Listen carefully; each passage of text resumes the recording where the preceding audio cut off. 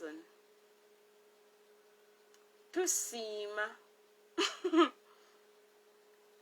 Tusiima Maama Kigozi, Dr. Margaret Kigozi, n'abaana, n'abyo, Lubwama Kigozi Daniel aka n'abyo, n'omusawo Dr. Michelle Knight, n'omukulu Fred Kigozi. Simanyi kyakubawa, mwebale kuyimirira ne ssenga ng'omu bw'ati. And make sure she's comfortable in the UK. Ffe tetwandisomye. Naye taata wammwe kye yakola tekikoleka mutiitiizi.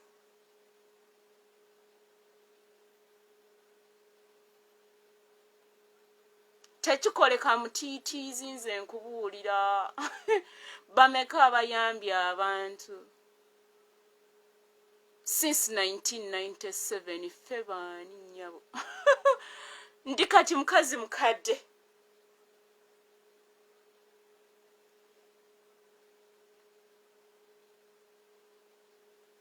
Since I was 13 years of age.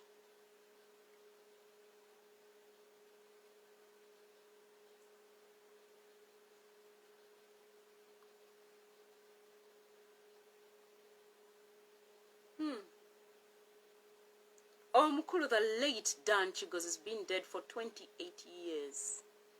And at 28 years, my dad gave birth to me. He put a stone for my Senga to stand and go to the UK.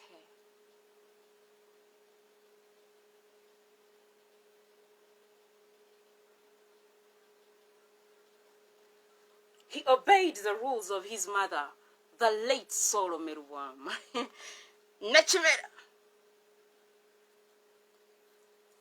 Nachimera Solome sat with her children, and they discussed matters of the family. And they said, now you see, Martin Kalibala has died and has children. Now we are going to work together as a family. It was a family of ya. Mulijotemo. Mama akulira wa. Nonyeza sinamuzura. Ensigo Nachimera Solome Lubwama gye yasiga. Yajiwa ku baana, najiwa ne ku bazzukulu. Naye munnange bamu n'abamu be bapiikinga the nsigo, the seed. Naye ng'ani yasingo gisiga. Bamuyise kabeja. Ne luwalala. Aye. Kati tata wange ensigo n'agiteekamu Yesu. Yesu n'alyoka agifukirira waati. Njagala okwebazaako omwami n'omukyala Martin Setimba. Sise and Michael. Sorry, it is Sise and Michael Setimba. Oklahoma. 20 years is a long time. Omulala agaana. Omulala takugumiikiriza. Like Jesus, I've never seen one like you. I have searched all over and over. It is 22 years actually. Since 2020. Omukulu Michael ne Sise Setimba. Era osigala ng'omuli banene ng'era ennyumba ya Sengende esigala nnene. Daddy bamuzaala leero. The late Solomon Sengendo. Mutabani wa Nachimera ne Lubwama. Abazimba Church of Uganda ye Kabowa. Genda yokyala amalalo jaggalaba. Olabe Nachimera Solomon ne Lubwama sanasiyo. Osabira mu Church of Uganda. Era tusigala nga tuli banene. Yo, ndikupate eno afanana. Tuli ku birthday party. Eyo mama Tewopisto. No, bonna be bazaala leero bagaba. Tebagoba. Iyo, ng'olina ekizibu tebakugoba. Bakuyamba nga bw'oli. Omu yafa. Ye late Solomon Sengendo bw'obeera nga n'ekizibu n'oyingira ewuwe baggulawo geeti bwe bati. nayingira nga nenjavula paka wansi w'ekitanda kye n'ababuuza maama alazeewa.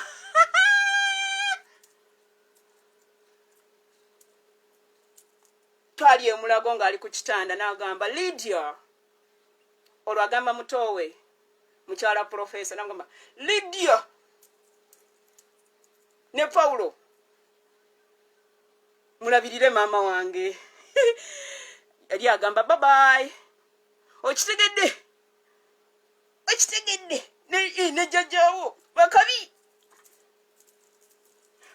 ne jjajjaawo, kyekyo nagamba gwe oli relative wange n'ogaana ng'olowooza tusaaga.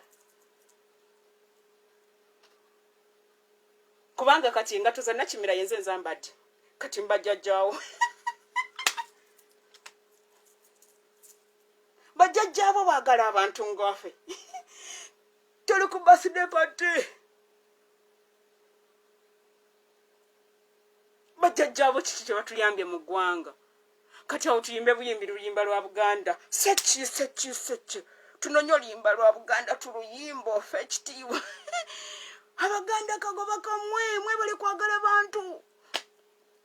Nze Abaganda sina kyembogerako. Manato. Mukyaza, musembeza, mugaba ettaka. Bannange bajjajjange bagaba ettaka. Tuyimba oluyimba lwa Buganda, sinze naleta ennaku. Awo tuwe ku Buganda ekitiibwa.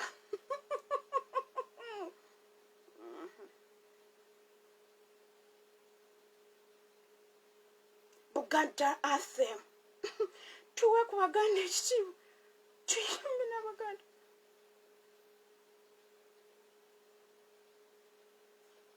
Feddanete lyona line gwango Buganda lyamanyiwa nnyo bajjajjwa lyaffe kwetooloola nsi zonna. Twesimye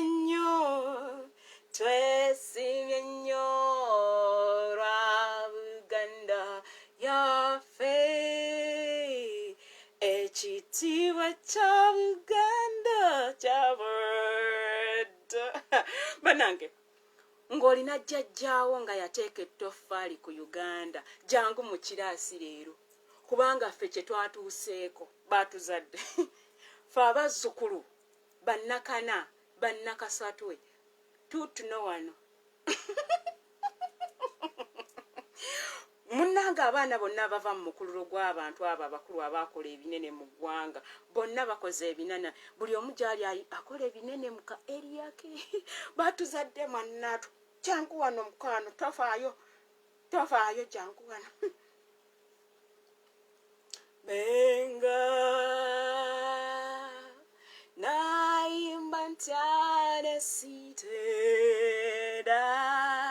kubanga ennyumba tezimbibwa muntu omu, mubeera ne miitingi, ekigede komiti ne baleeta ssente, ab'entono ab'ennene, abasitula amatoffaali n'omusenyu.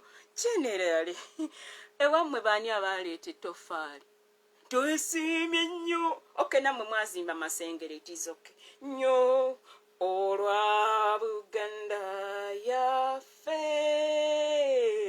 ekitiibwa kya Buganda kyaba danaffe tukikuumenga.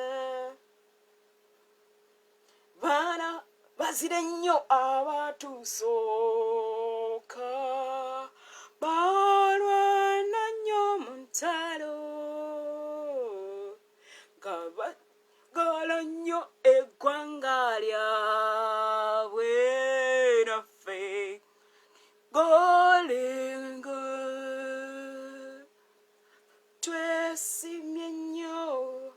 twesimye nnyo lwa Buganda yaffe, ekitiibwa kya Buganda kyabadde naffe tukikuumenga. Bana balelo katulwane okukuumenga. Buganda nga tujjukira nnyo bajjajja baffe bafiirira ensi yaffe twesimye nnyo si kulimba twesimye nnyo olwa Buganda yaffe ekitiibwa kya Buganda kyaba naffe tukikuume Katonda omulungi ow'ekisa otubeere Mukama otubunduguleko emikisa gyera baffe omukuumenga twesimye nnyo olwa Buganda yaffe ekitiibwa kya Buganda kyava naffe kati mwanattu edda ennyo gy'otaali mu history gw'otamanyi bajjajjaffe baali baagala abantu nga bayimirira mu kituli byonna by'olabye enkoze biri mu mukululo ogwo gw'otategeera era toyinza gutegeera kubanga ewammwe muli bakodo ewammwe temulina gwe muyamba kyekyo lwaki kyangu nnyo ewammwe mukozesa mumwa ewaffe gabeera amagulu mikono mutima n'omutwe tetubireka amabega ewaffe tuli bamatuwa okyegere kiteekyo naye ewammwe temulina kubanga you're just lucky kubanga mwe temulina lwaki ewammwe oyagala bakwagala bayibuli yokka yeegamba nti njagala abo abanjagala n'abanyikira okunnoonyana naye gwe kati nawe wafuuka katonda oli ogamba njagala abanjagala n'abanyikira okunnoonya bakola ki bakulaba nkale ssebo engeri nti watufuukira katonda kale loving and not being loved. Don't stop loving because love is God. Do your part. Don't wait for others to reciprocate. You got no time and life is time. So don't waste it to avoid regrets. Don't terminate the process. Kati bajjajjange baagenda batulekera omukululo oguli beautiful. Okitegedde somako ekyawandiikibwa somako 1 Corinthians 13 Ecclesiastes 3 osome ne Malachi 3. Please don't terminate the process. But don't try this at home if you haven't yet hit maturity stage. It ain't for weak hearts. It's for men and women who have reached a level in their lives when it's about destiny, not today's food. I'm talking about long distance runners. To all long distance runners, all the best in the month of September. Naye kati mwabadduka emisinde emimpi, I don't have your what time summit. You terminated your time. I no longer have your time. Nga godduka 10 kyokka nedda mukwano. Tuli mu marathon.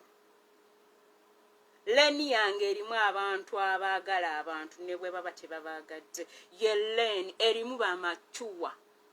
Nze kuva dda nsoma n'abamachuwa. Abaana abato si basobola kubanga obulamu bwabwe balowooza kamere ka leero.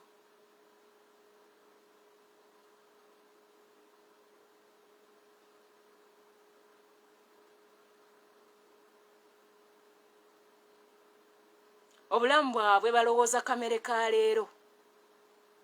Bwe bafiirwa be balowooza nti bafiiriddwa bokka. Abalala tebibakwatako.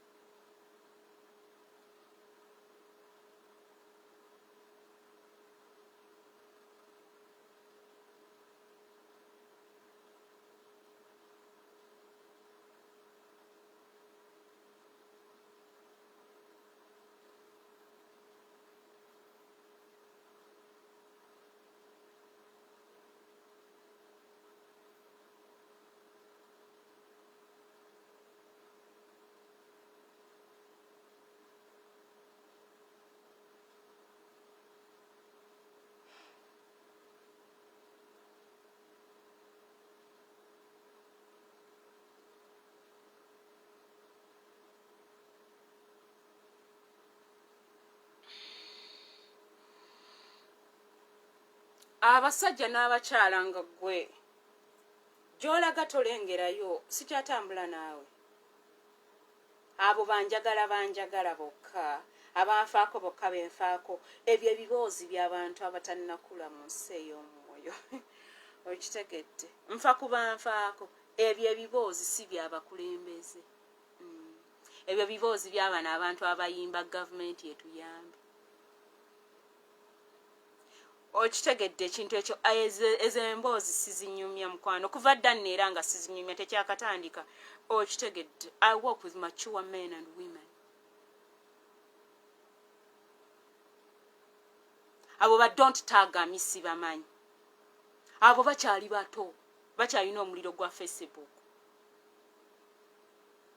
Don't tag me abo abatasobola kuteeka ku page yaabwe abo ndaba balabe. Abo ba link in the bio. Nze ntambula n'aba long distance runners. Bayina gye balaga, ba marathoners. Mwebale kudduka misinde emimpi, najjo tugisobola. Tata wange yagidduka nga ndi Mengo, yajja mu Carriers Day. Nadduka on the side of parents. The only child who could beat him was Wamala Robert, whose parents walked my dad back in the day. Naye mwabadduka emisinde emitono sibasobola. Mwabagala obumere bwa leero sibasobola. Okitegedde? Nze ntambula n'abakyala abakuze mu mwoyo, abali matuwa. Munasonyiwa twafiiridwa ku birthday yaffe ennungi eno.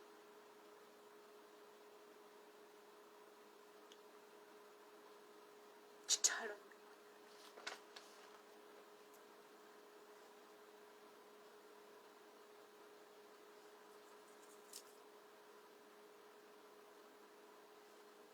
Tewali kyokkola. Tukyasa tugende maaso. It is sad.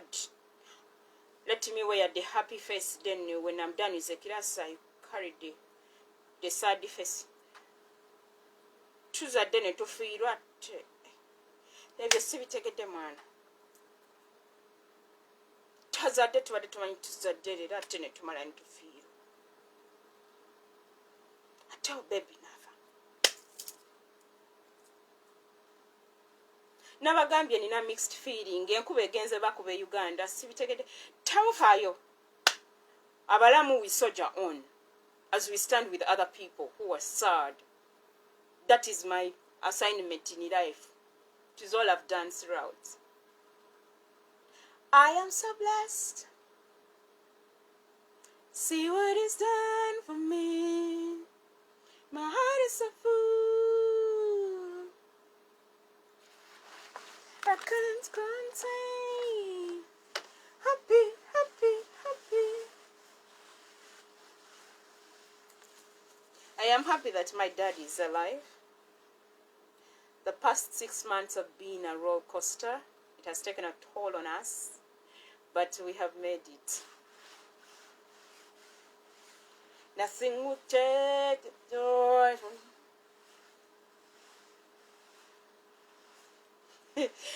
Jero simanyi kyendiko munasonyiwa. Kubanga omuzukulu wange afudde kati sibitegedde nange. Kintabuddemu naye tewali kyakola.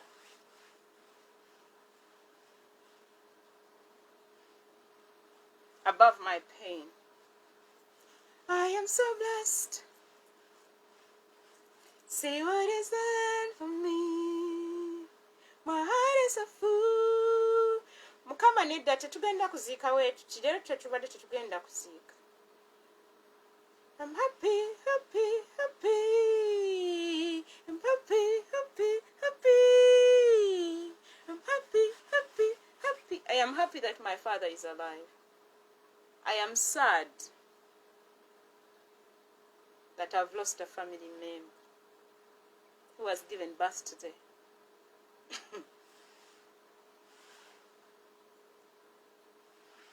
Kati simanyi oba to be happy oba to cry, I don't know. I am thanking God for life, my dad, of Mama Teopista, of Jonathan and of Adrian and others who were born on this day. At the same time, I am sad of a baby who was born today and died today. Now I do not know what to do.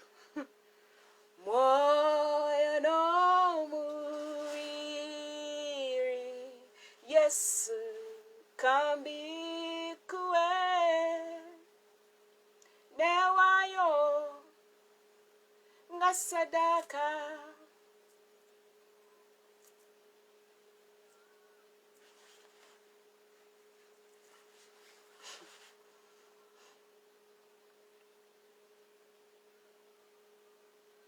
June, July, August, September. Really? Katiza siva mchalo.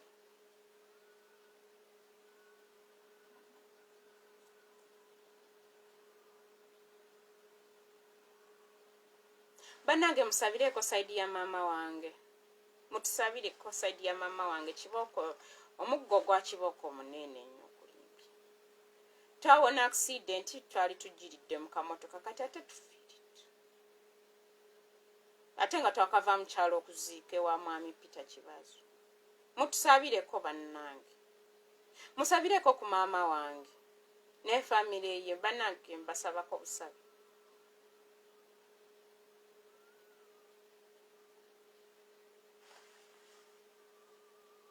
Mutusabireko. Musabireko saidi ya tata wange ne ya mama wange.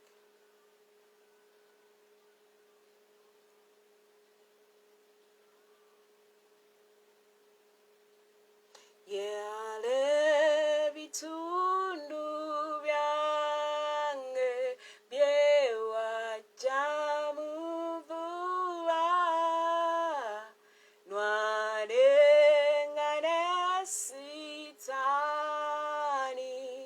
nokutuwa ngura omoya no mubiri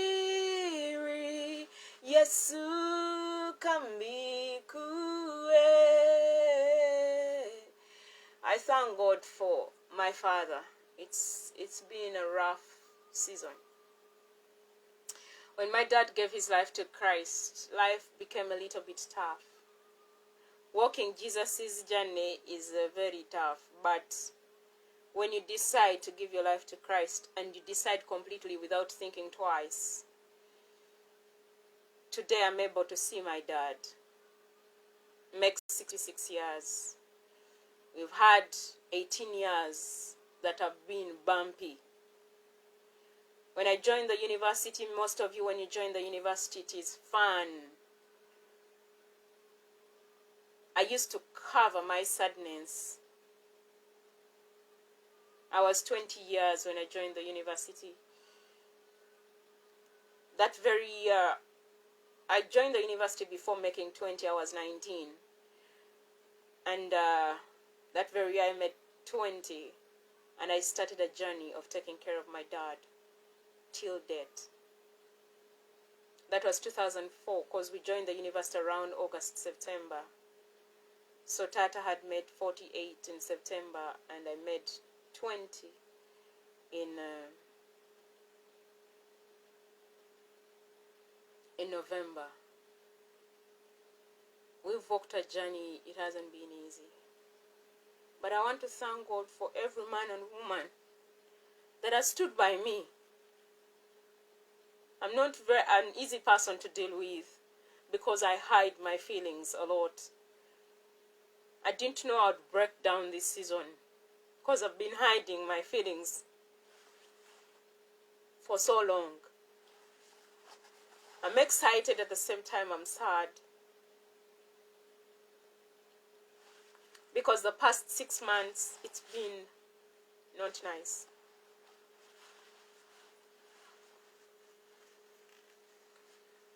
And being away from home has taken a toll on me.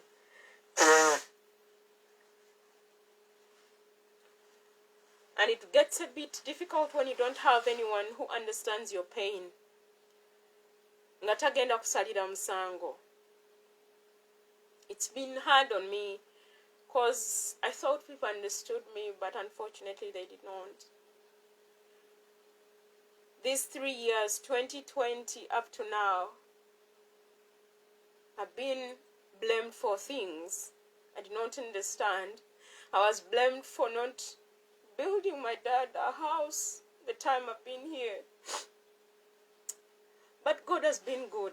I want you to stand with people. Bemusanze. I want you to understand them. Before you open your mouth, understand someone, why they are behaving the way they are.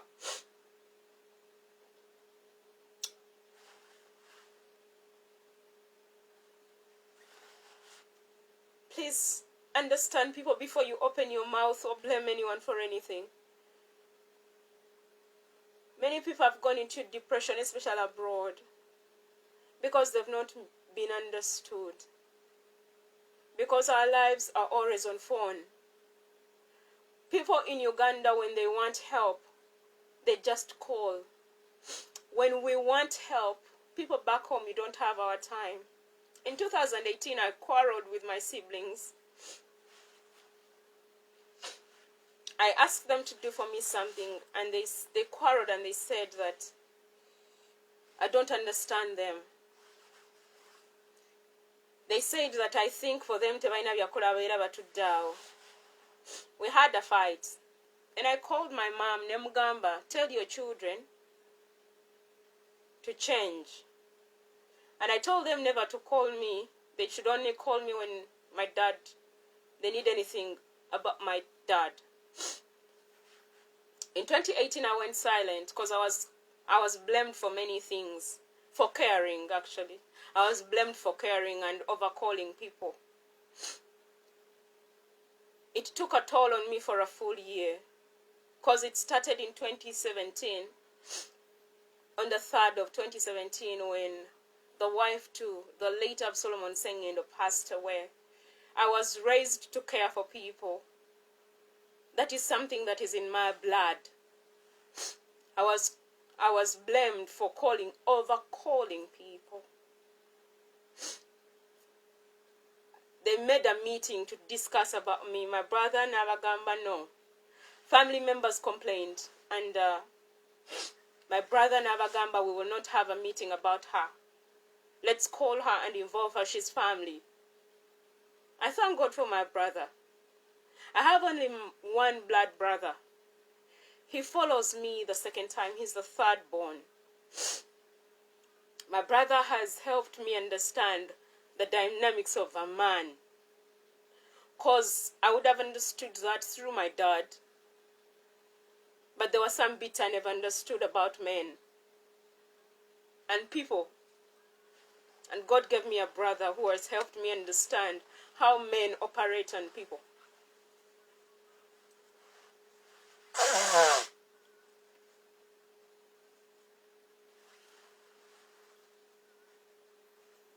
My brother is made 34 this year.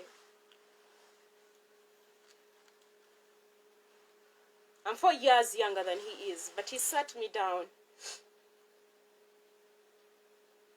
He's one man, when you're going through a situation, he sits you down and comforts you, but he doesn't pamper you. He gives you the word. That's what my brother has done all through. Once we had a huge fight with my brother. I did not understand him in 2010. No, 2011. We had a huge fight. It was about school. And my brother told me, Esther, how many times have you called me to ask how I am? Do you know whether I ate food or I did not? He's like, whenever you call me, it's about school. It's about school. I remember he got a retake and kept quiet about it. And I kept working to make sure he stays in school. Time came and my brother told me the truth and he said, Esther, it's too much. I remember I cried so much because I felt betrayed. I felt like he didn't tell me the truth. But later, The day he tells me that, Esther, how many times have you called to know how I am? To ask me if I ate food. At a time yali nakawa. Ngakola information technology.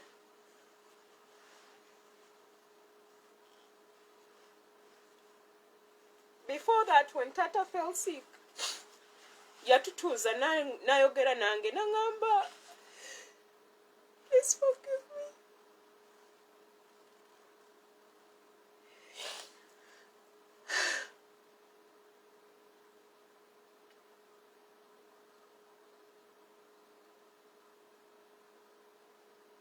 I've kept a lot inside. And the 6 years I've been here, it almost killed me.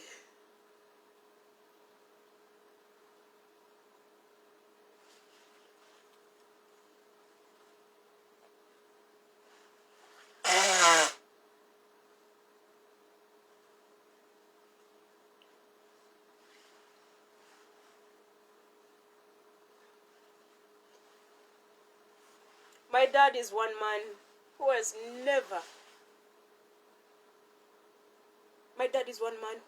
never blamed me for anything. I'm a child who was raised by a man who listened to me. He gave me a platform to listen to me without blaming me for anything, even when I made mistakes. What he told me when I was growing up, he said, Esther, you can make one mistake, but you cannot repeat it. He told me, for you, you don't have a room to make more than one mistake. But do you think that is possible? Yes, it is possible if you're careful. At first, I did not understand why. But as I grew up, I am a person who counsels myself.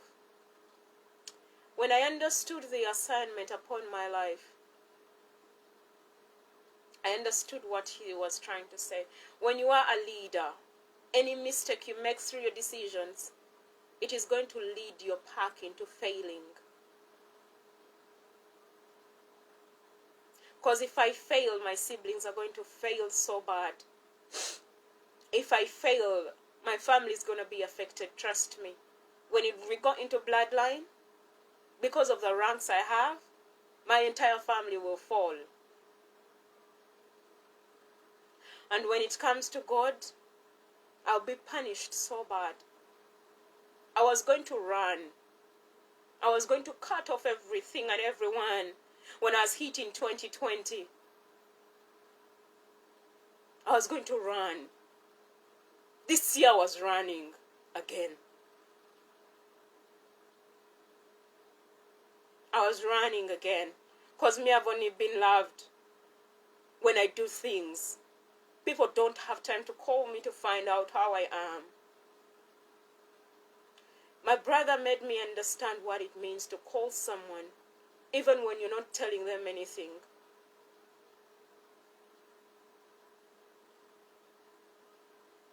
After telling me the truth about his course he was doing, he told me, Esther, before he tells me the truth, he tells me, Esther, how many times have you called me to find out if I ate food, to find out if I slept, to find out if I have clothes?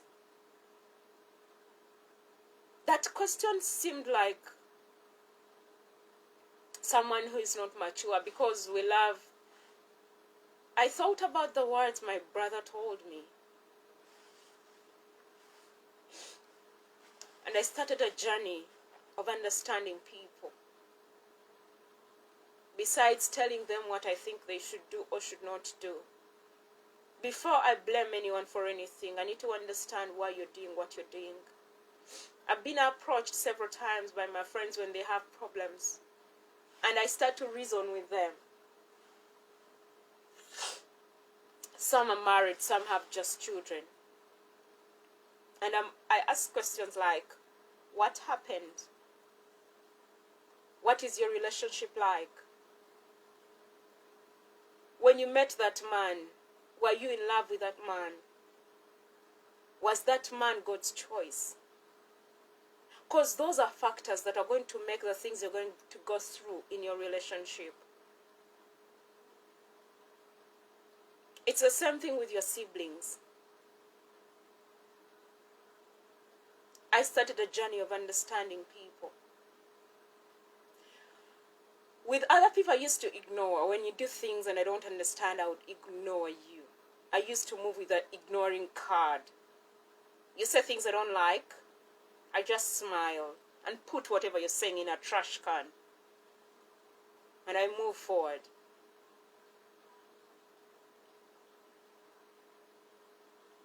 So 2010, I started a journey.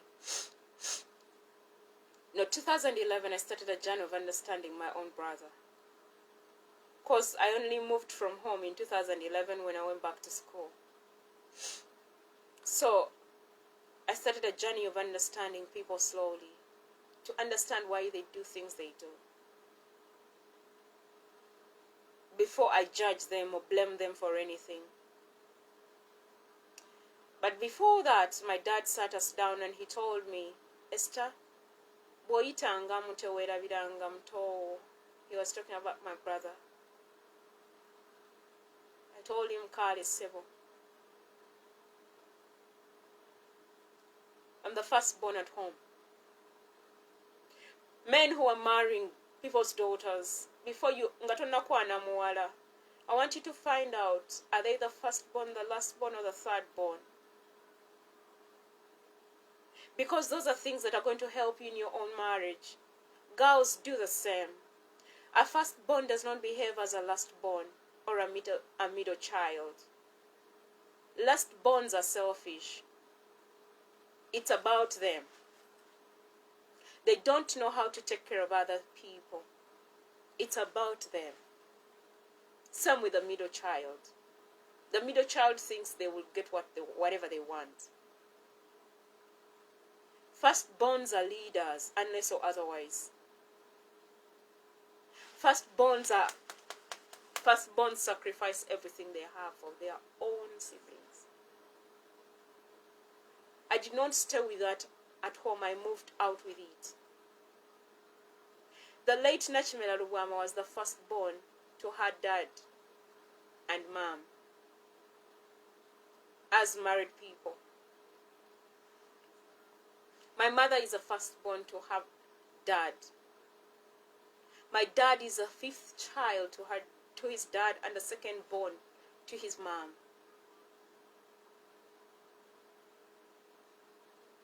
I don't know which number was Kabeja.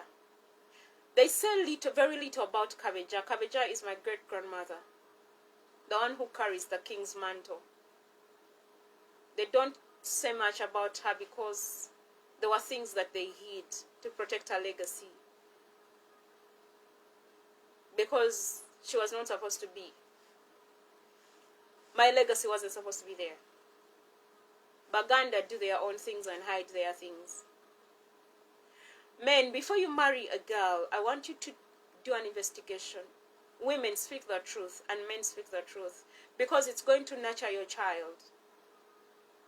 It's going to build a house for your child, even when they get saved. Because there are things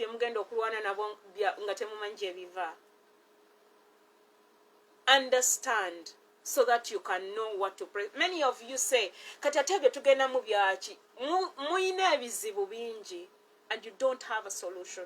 Musabye tebigenda. It's because you've not failed to go back to the roots. When you fail to go back to the roots, you'll never be able to survive. Most of you have been wondering why I'm not married.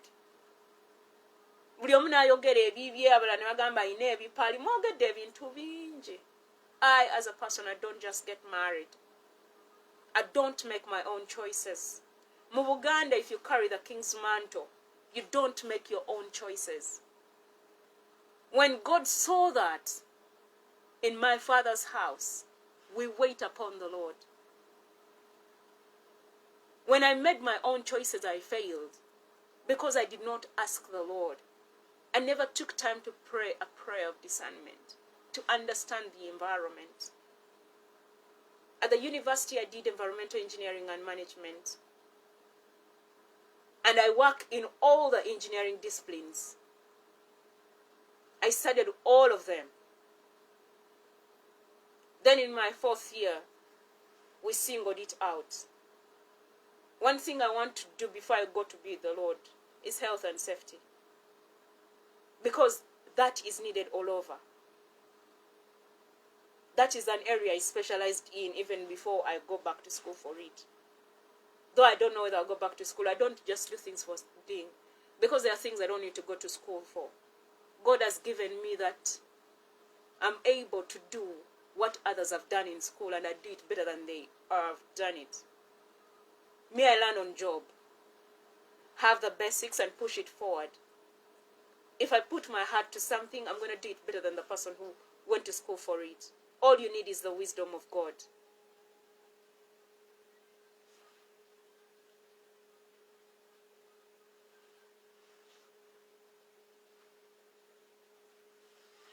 Everything I've done for you guys, it's because of the man you've never met or you don't know, who made 66 years today. I've been disrespected for being nice. Those are things that hurt me so bad that almost killed me. But because I've matured in the spirit, I can never change. One thing you cannot change about me is loving people. I don't need you to love me back. Why? You did not study that. It's not in your DNA. You're not yet mature to that level. When you get to that level, you can sit at the same table I sit. Because no leader carries things like oyagala koba kwagala. No leader works with a tribe. They work with tribes. That is a leader. That is a leader on a global level. I'm not at your level.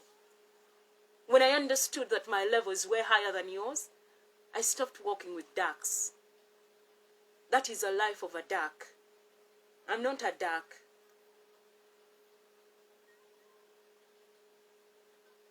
I wondered why banteekako nnyo omukono ogw'ekyuma nga nkula. Nze buli eyansanga nga mbuulirira. Ne bw'aba tamanyi binkwatako. Abaali bamanyi ebinkwatako. Omukono gwabeera banjagala, but with tough love. Nze tebankwasaako kyejo.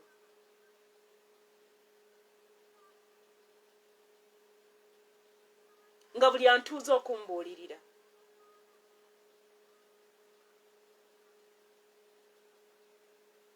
It is something that has nurtured me, and today I'm proud to say I'm honored to be my father's daughter.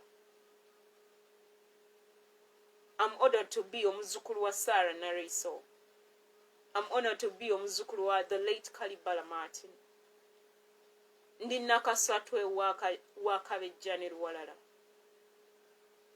Abo bakadde ba Martin Kalibala.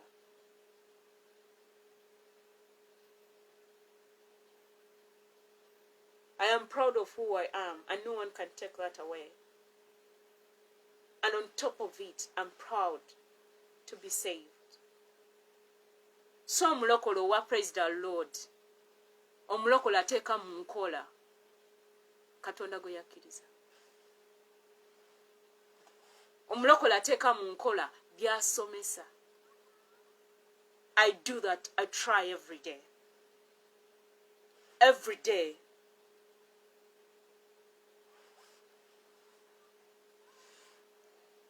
Siri mulokole oli ayagala omukolera ebintu, then I say God bless you. Omulokole ateeka mu nkola okwagala kwe. I will not wait for you to love me. Tobisobola. Mu DNA ebyo temubirina.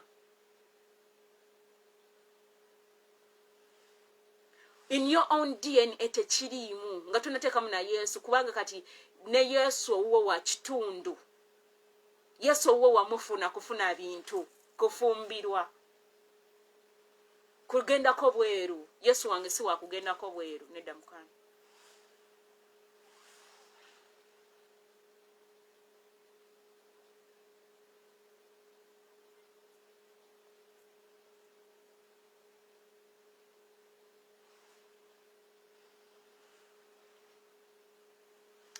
Open your Bibles in Psalms 119.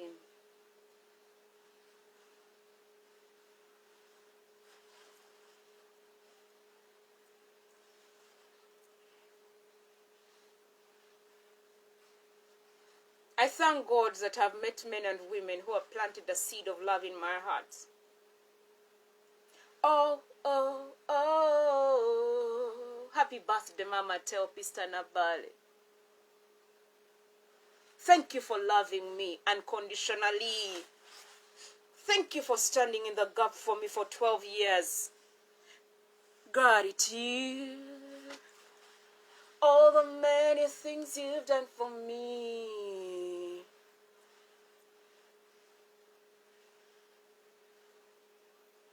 Lord, you're my everything. How can I express my gratitude? All the many things you've done for me. Mama webale kunyonsa, Mama Teopista Nabale. Nga mama wange musobedde. You stood in the gap to love me. Nonsiimula amaziga. Nonfumbira amazzi n'ogateekayo mu kinaabiro ne nnaaba. Nombika. Nofumba emmere n'enjirya. You've been my mother from 2010 to date. You've not wavered. You've not given up on me. Bamama abalala nga bannangira. Tonnangidde. Yesu yeebale kwagala. Olw'okwagala kwonjagadde abaana bo ne bawasa. Abaana bo ne bazaala. Oli jjajja w'abazzukulu 5. Mukama kuwangaaze. Olabe ku mirembe ena. Kubanga ky'okoledde n'olabirira kitange. Ne maama wange nga tetulina. Yesu akunjagalire. I did not know how it happened to meet a woman same age as my dad. Born on the same day. Yesu akunjagalire Mama Teopista. Nongulira paadi. Nga sirina. Nompa eddagala ly'engatto n'enkuba engatto za taata wange nga sobola ddigula. N'atuwa eddagala ly'amannyo. N'atuwa sukaali.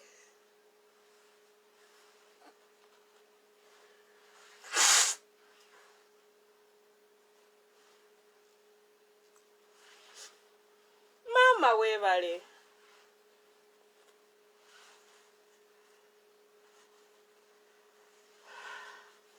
N'oyagala taata wange nga tomumanyi. Ng'omanyiize n'oyagala bato bange. N'oyagala maama wange. You're 7 years older than my mom. Nezijanga ewuwo, ne tunyumya ne tuseka, n'osiimula amaziga gange. N'akunyumiza ennaku yange nga sirina gwe nginyumiza. N'otangoba. N'ombuulirira. And I've never given up because you stood. N'okuuma ebyama byange. Yesu akunjagalire maama, Yesu akuzimbire ennyumba. Olabe ku mirembe gy'ena, manyi kisoboka. Bajjajja bange batuuse emyaka 10. Yesu akutwaleyo. Okuggyako nga Yesu akomyewo enkya. Akongera amagumba gagume. Yesu akunjagalire maama. Abazzukulu bo basome. Abazzukulu bo batuuke okuwasa. Bebi omuwala azaale atuuke okufumbirwa obeere ku mbaga zaabwe nga maama wo bw'abadde ku mbaga z'abaana bo. Yesu akunyige buli kiwondo. Kakyaka bye yalya. Abiseseme byonna. Because you stood in the gap for my dad. Nga tomumanyi.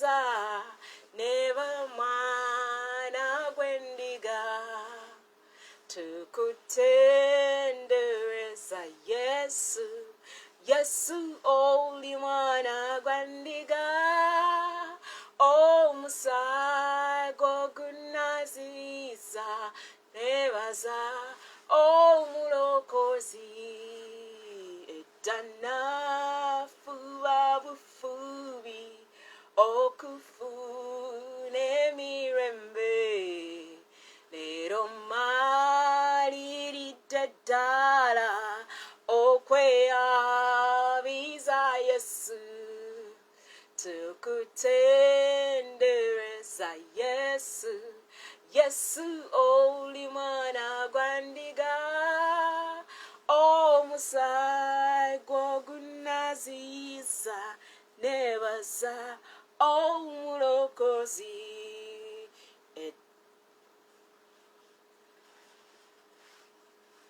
nebaza Yesu akumye tata wangu kuva nga ine emyaka 19 oyo yafuukira omukadde w'ekkanisa 1975 to date.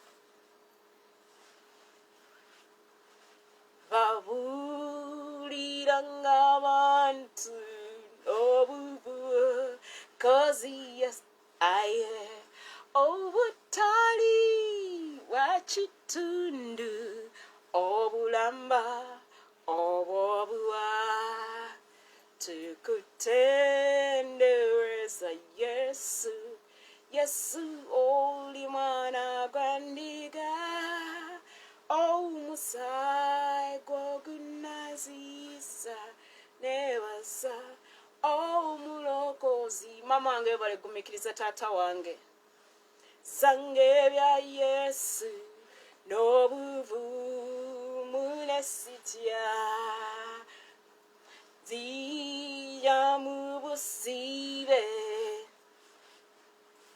nyaya mponya tukutendereza Yesu Yesu oli mwana gwandiga omusago gunaziza aza to the house of Nachimera and Ruwama and Chigozi mwebale kutwagala na kutugumiikiriza ne tubeera mu nnyumba zammwe for 40 years. I don't take it for granted.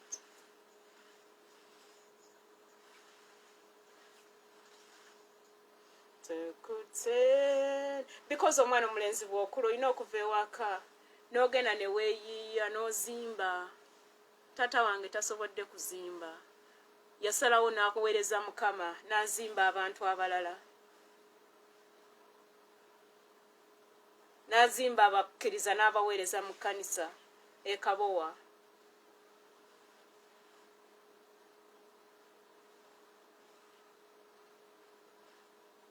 N'azimba abaana b'abaweereza.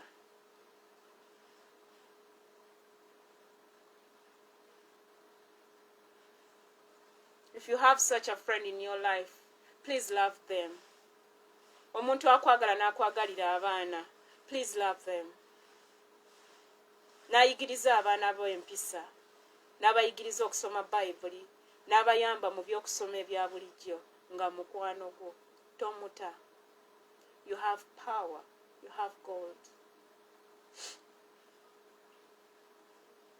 Njagala okwebaza ennyumba ya Professor n'omukyala Professor Mugambi ne Lydia, Paul and Lydia Mugambi. They took in my dad. Bwe yava mu lubiri nga takyabeera mu lubiri ne ssengaawe. Yasooka kubeera ne jjajjaawe mu lubiri. N'afuluma n'agenda n'abeera ne ssengaawe ne batooba abamu. Kubanga jjajja bwe yafa, abaana baabagabana in different places.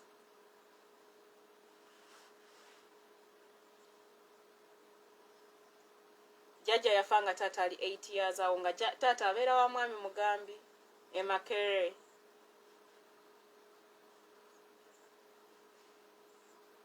Kasita Lydia yafumbirwa akulaakulaamu n'asumuka ofumbiddwa nga tukuwayo omwana ng'obeerayo n'omwana omu.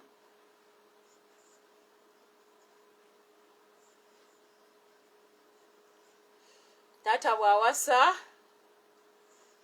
n'azaala abaana ababiri abaasooka obuvunaanyizibwa ne babukwasa mwami Sseŋŋendo. He was born today singa badde mulamu singa ali 88. Yafa nga ali 80.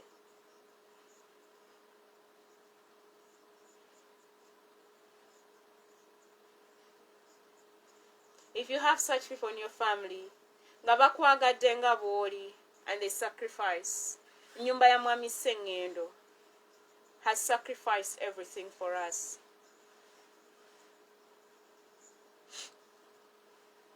Ennyumba ya the late Dan Kigozi stood in the gap on a big level for my aunt in the UK. Because ye musika wa mukyala Lubwama gwe basaawo physically, mukyala Lubwama yamwegayirira n'amugamba yimirirawo nkwekere Esther. And my auntie, all she has done, all her life, from 97 up to date, she's been in the UK since 1997. Nali maze ebibuuzo bya P7. Auntie n'agenda. Kubanga mukyala Lubwama yali yayigiriza abaana be to work together. Let me hope they still do that. Omanya abazzukulu ba mukyala Lubwama abamu, they did not get an opportunity to see such things or to hear such words that are nice. Eziva mu bantu abakulu. Most of them did not get to know the truth about me.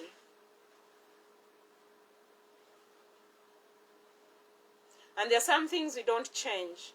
You let them be.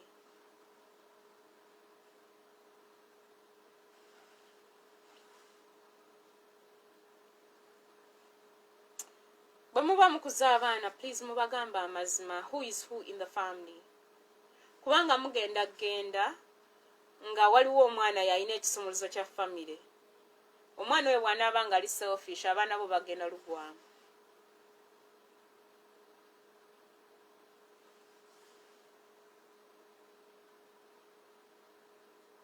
Be careful with who you leave inheritance with. Because they're either going to bury your legacy of the entire family, or bagenda jijulula.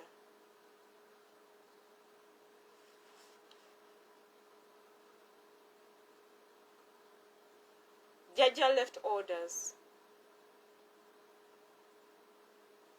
Me, I just saw people raising me here and there, bringing a hand here and there when I go to different levels. My aunties have chipped into my life on a big level. Abana ba Kalibala.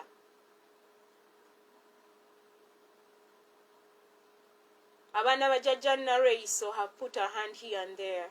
Sengana Lule Yandera. Nga mama ali lubuto lwa my sister nzirako. Nengende wasenga doka sinenjige emirimu here and there. Ye yabeeranga akola ebiseera ebisinga. She's never been a stay-home mother. Yabeeranga akola. Nendabako obulamu bwa ssenga akola. Bwe bubeera. I learnt a lot from her house. Mwami Lubega yaggulawo oluggi ne tuyingira. Ne tuyiga okuwa abantu ekitiibwa. Owootya omwami wa ssengaawo ekitiibwa. Oyingira mu nnyumba n'osaalimba nga bw'oyagala simply because oli wa ssengaawo. Ne tuyiga mwami Lubega alya emmere yagirya zino essaawa teziyisusa. Ebyo ebimu bye nasanga ewa ssenga e Kanyanya. Miwali wegukubira. Ayina engeri gy'alyamu emmere ye. Kati ngenda okufumbirwa nze seetaga kati kumbuulirira. Nkuze ne bassenga, they've done their bits here and there.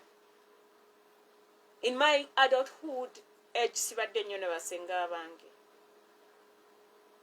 Niwali wegukubira. Ne tusigala nga bintu bya ku ssimu. When I saw my singer here, she was very excited to see me. Ebisinga bibye yabikoleranga ku ssimu. Nambuulirira nangamba you need to work hard, don't look at people. Ye yanjigiriza ekigambo handouts. Nangamba, work your way to the top. That is my auntie adda ku my dad. Tata wangali wakati wabawala. Ewa tata we ne wa mama we. Nangamba, Esther, I want you to work hard. Get your own man. She does not believe in people connecting you to someone to get married. Lwaki akikola? Ayagala obeereyo kikukuute n'omusajjawo. Oleme kwekwasa muntu n'omu. That is how I was raised. Ebyange bya tough love, but it is up to you to understand them. Basenga bange tebakyalina budde to understand my feelings. Kati nange ndisenga by the way. Kubanga nina bato bange bakazenzi bange balina abaana. Kati nange ndisenga ndi mama. Bakumama oli omusika. Ndi mama. Festo married. Monica got married. Festo has one child, Monica has two. Nina Sarah has a son. Nina Tofa, he has a daughter. So kachawumba n'abaana bameka bampita senga. Katukebere. 1, 2, 3, 4, 5. Nina abaana batano bampita senga ne mama. Tobidanga. My aunties don't have time to understand me and my feelings and my weirdos. It is now me to understand them. I am happy with my aunties.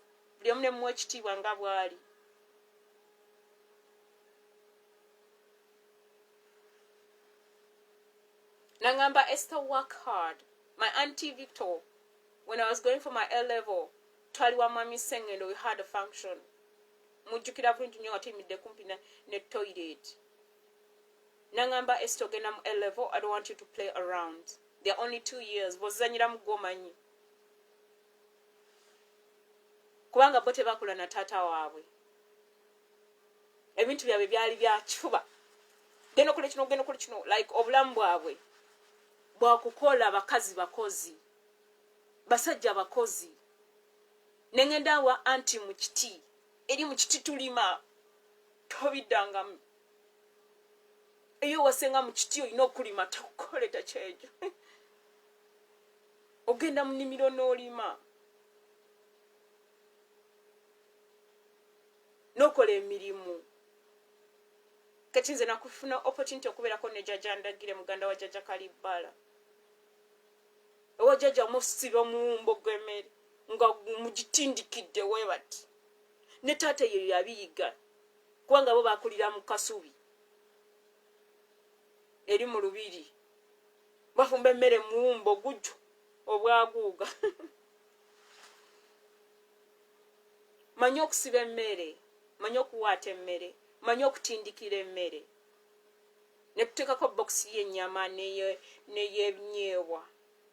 N'amatooke ne lumonde ne wujju n'ensujju n'obukopa.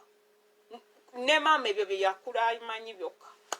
Mama wange emmere yetegera bulungi kubanga yakula ne bajjajjaabe. Nangamba, Esther, genda mu mikwano gyo oyiga okufumba emmere y'ekizungu. Eby'ekizungu yabiyigira naye mu mikwano gyo. Tata wange ayagala nnyo okulya akatogo. Emmere y'ennyiga eyo yamutuuka anti yagirya nnyo kati tajaka. Tata takyayagala kulya ffene kubanga ye yakulira ku ffene. Eri enajana kumbe wa mkyala Luwama wali kutegula wali awo tegeddewo awo. Ettegula lyokka liri ku Google. Nga balya nnyo ffene waliwo emiti gya ffene nga mingi. Kati tata walengera ensigo ya ffene emuleetera nausea. Walesanga ensigo ng'abuuza Esther ani yalidde ffene. Ewa ffene bw'oba sigo wakiridde teetaaga kunoonya akiridde nga Esther jangu ojjewo ensigo ya ffene walidde ffene n'oleka wano. Kati ebyo bye mukaabakaaba nti si yenze nabikoze muzeeyo ojja lugwamu. Tata alina gwe yabuuza nti olokoka ddi n'amugamba nti nno jjajja nkyakuŋŋaanya bujulizi. N'amugamba kale kuŋŋaanya. Omwana bw'akaaba nga tata akuyita nga kugamba jangu okimu omwana akaaba.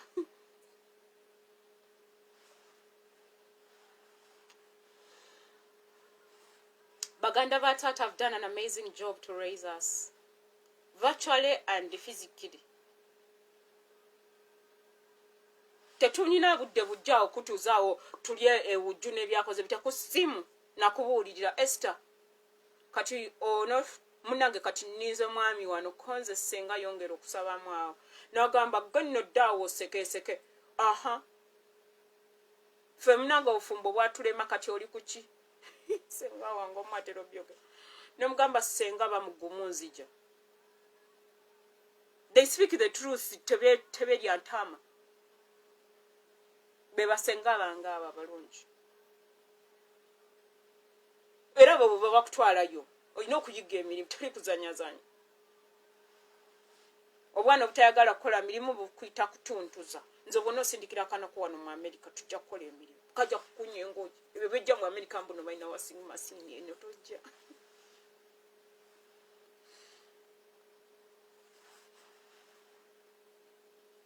my aunties have taken care of my dad, especially my auntie in the UK and my auntie here. When I was at the university, my auntie here took care of daddy for a full year. Nga tugenda ku case clinic. The auntie pays a full year. Nawe inayesenga omulungi wati tolina katonda wange. Nga tata wange agenda ku case clinic. Omulimu gwa tata wange yali alina just to go and attend. See the Dr. Kasenene. Go Dr. Kasenene wakamulaba tofudde kitalumaawa. Fe Dr. Kasenene twamulabanga nga ajjanjaba tata wange. Ye yatuwa eddagala eryatuyamba ku Alzheimer's. Time netuka ero oluggi Mukama n'angamba lugadde. Mukama yangamba nga teruneggala. Anti nandabirira nga ndi ku university. Nangulira kamera yange yasooka. Nampa sente zagula laptop gye nasooka okuba nayo ku university. Nawe inasenga omulungi wati bannange tolina sole. Tofaayo nze anti wo kati oba gwe tolina. Tokaaba nnyo.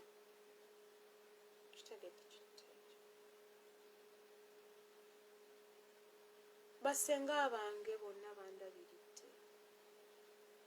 Yesu mulimu abasinga bannaabwe emikono tegyenkanankana kitegedde kintu ekyo.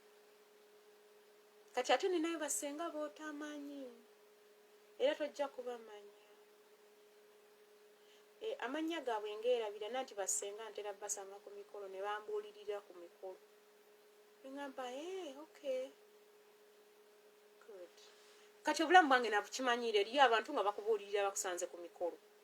Era nze bwe mba ngenda ku mikolo gya family, I put that in the back of the mind. Tino Esther ogenda sanga basenga abo nga baku mikolo. Bakojja abo ku mikolo, batata babo ku mikolo, bamama babo ku mikolo. Bo ba mikolo.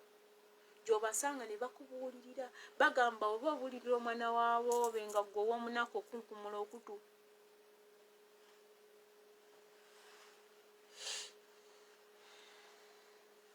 Ndowooza kati ne bwe ngenda kirasi tewedde bateewedde.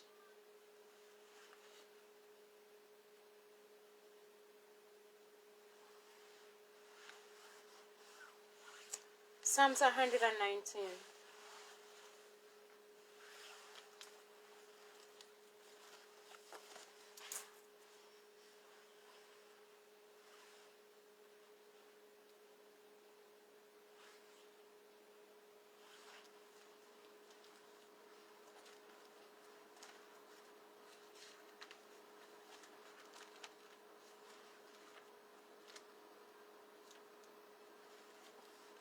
Mwete ali kintu kizibu nge watatawo mulimu pate nga side ya mama omugenda kuziika. Kati okola otya? Wetemamu waafu. Ono n'agenda eri n'aziika ono n'agenda ku pate. Musabireko maama wange. Season tetubeeredde ya mulembe.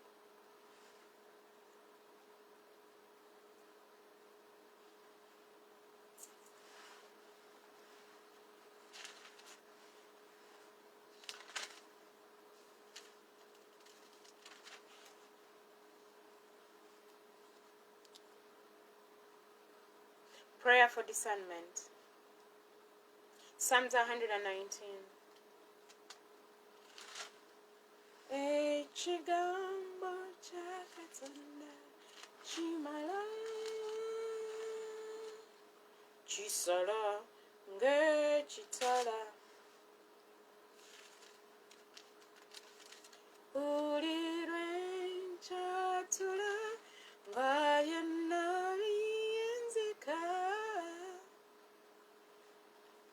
Psalms 119.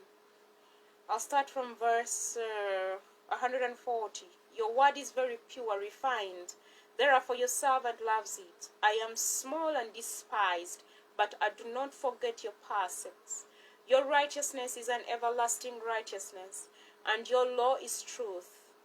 Trouble and anguish have found me, yet your commandments are my delight and my joy. Your righteousness, your righteous testimonies are everlasting. Give me understanding, the ability to learn, and a teachable heart that I may live. I want to thank God for the teachable heart I have, because ebintu byempiseemu, they've shaped me in a way a little bit difficult. I've tried to live a private life, but when I stopped having people I used to talk to about my private life, I had to learn to tell God my private life on a big level. It gets a little bit difficult when you're talking to someone you don't see. It becomes easy to talk to someone who is going to talk to you back physically. It takes the grace of God and maturity to get to that level whereby you run to the Lord all the time. I was raised by a mama who taught me to always run to the Holy Spirit.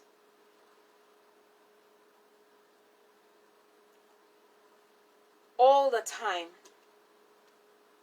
She tells me, Esther, tell the Holy Spirit everything.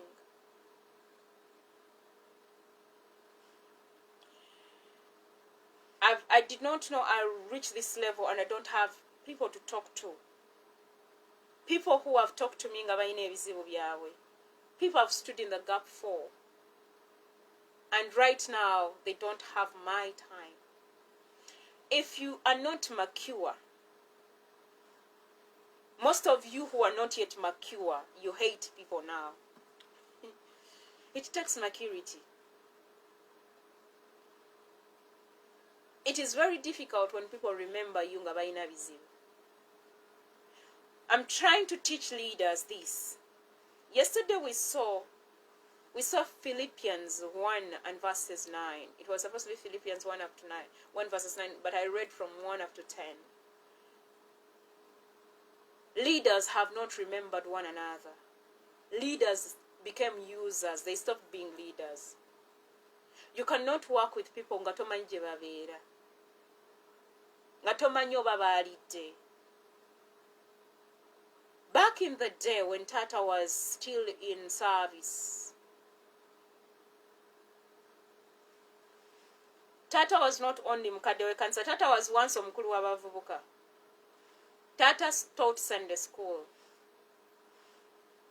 Tata was the team leader of a drama group.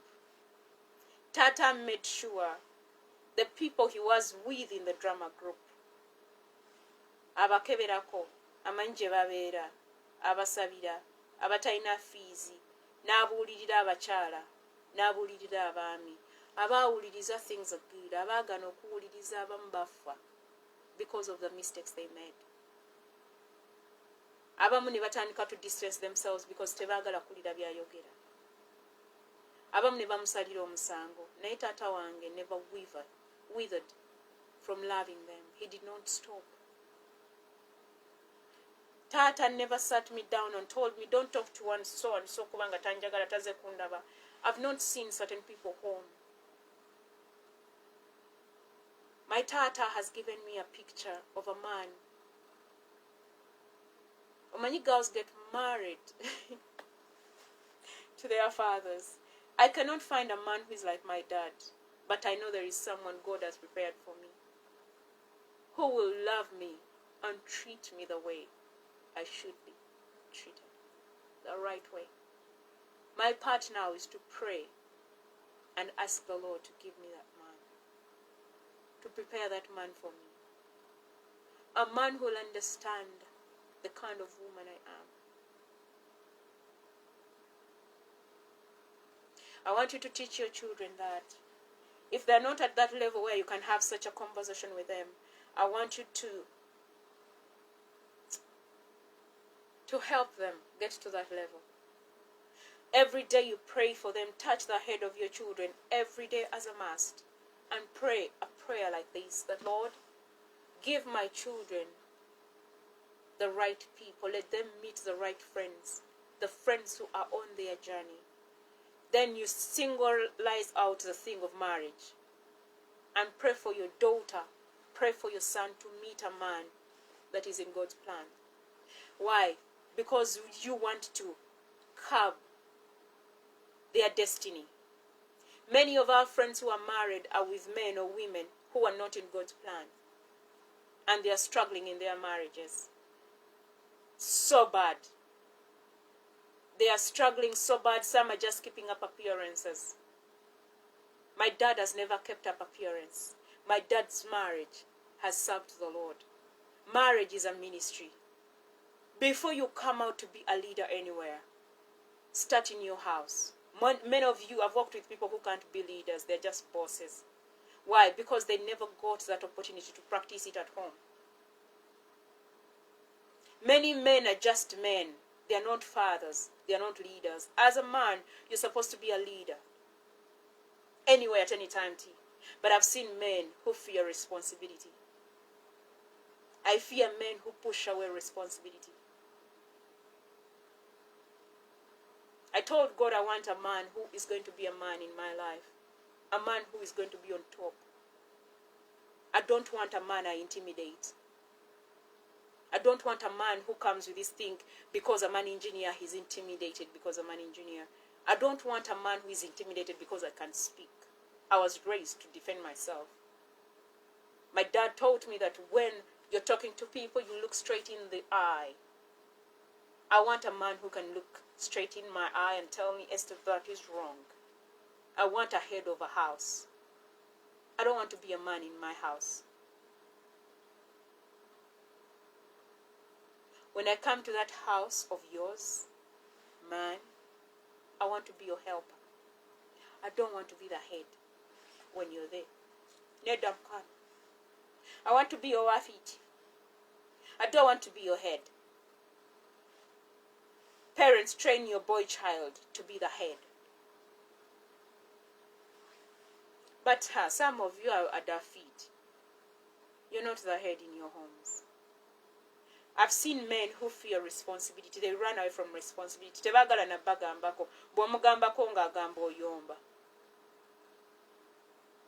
I want a man who has a listening ear. My dad taught me, but I might be talking back with you, but I'm very, very, very, very observant, and I pay attention. I used to talk while others are talking. They thought I wasn't listening. And that is the human mindset. Because not everyone can multitask. I'm good at it. Unless if I don't want to hear what you're talking about. I am a very good listener. Very, very good. But you will only see that if you know who I am. If you're interested in knowing who I am. If it's not about you. Many of you go into relationships, but you want the other person to understand you. But you've not put in an initiative to understand other people. But you want to be understood.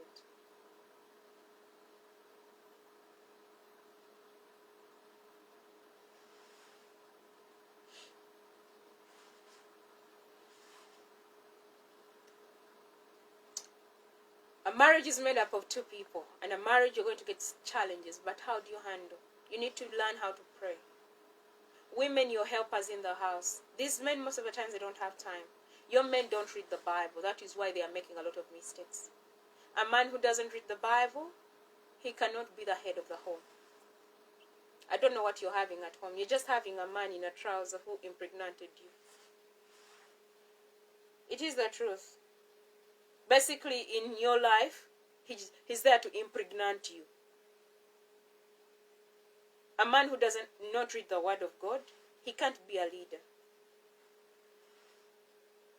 So girls who want to get married, pray to the Lord to give you a leader. A leader reads the word of God. It helps him or her it guides him on how to be a man and a leader in the house. Before that man gets out to be a president anywhere, he has to be a president at home. The government starts in the house.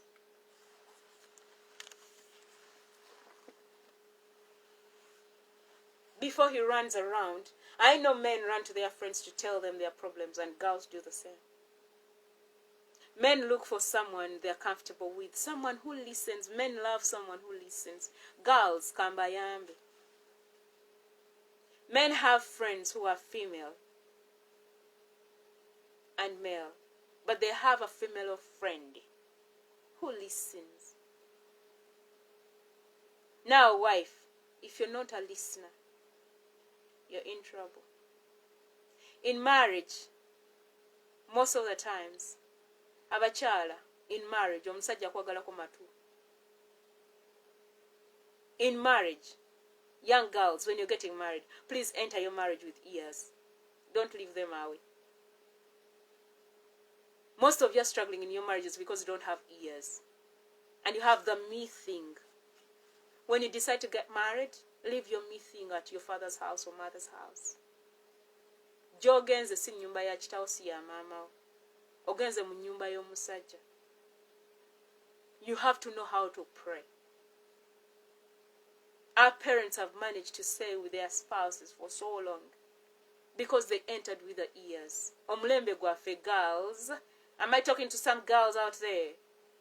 You're not yet women, you're girls because you don't have ears. You just gave birth because you have a womb. But when I look at you and me, you're still way below my level.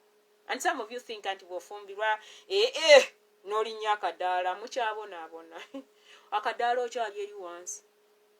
Anti mwangamba siri mufumbo so ebyabafumbo mbwe ebyaba general mbirekere ba general. Ama general.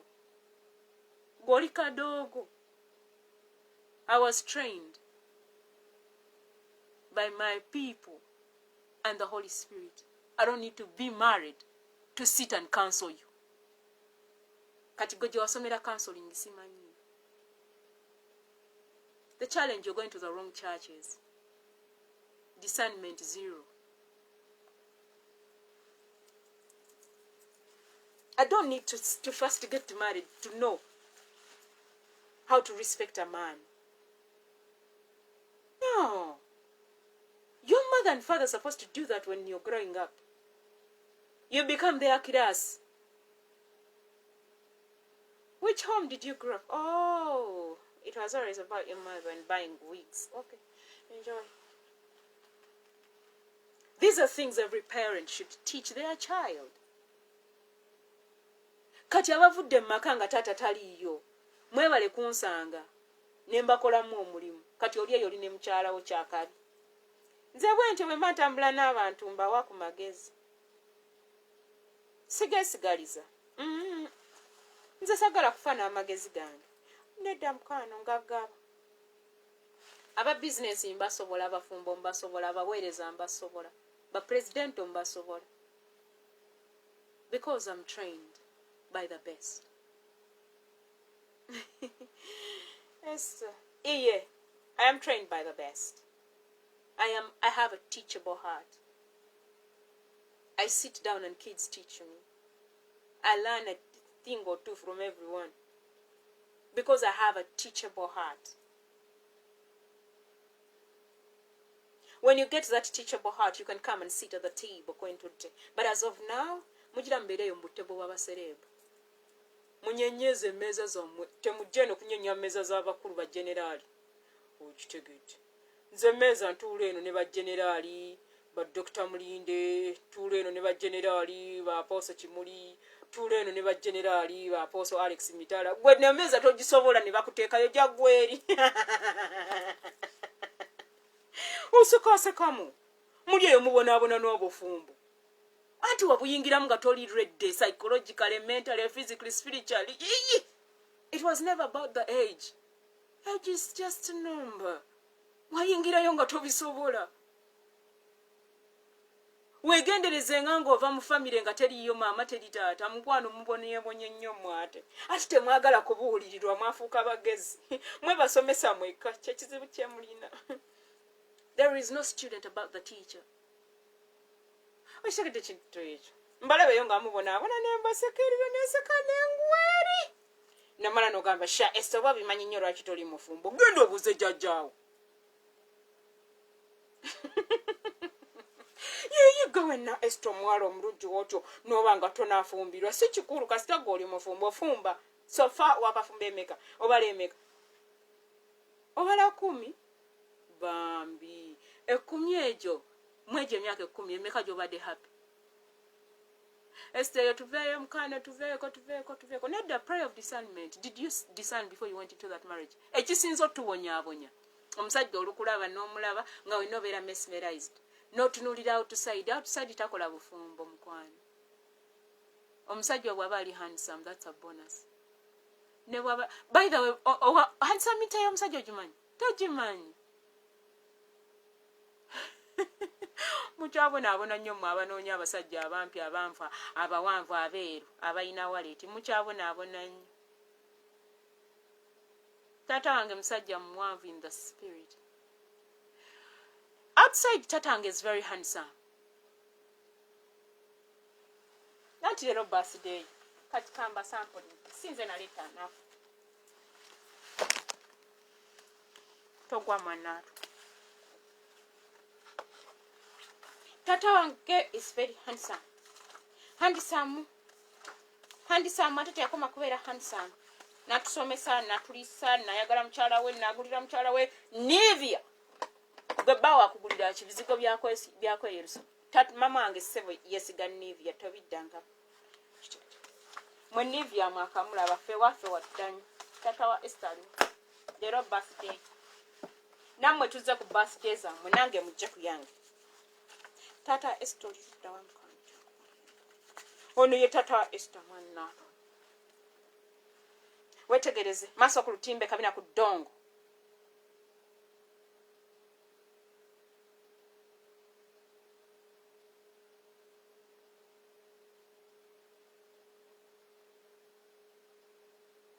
Here he was 46. This year he's 46 in service ngomukadde w'ekkanisa. Kati wati we yali afaanana ku 46.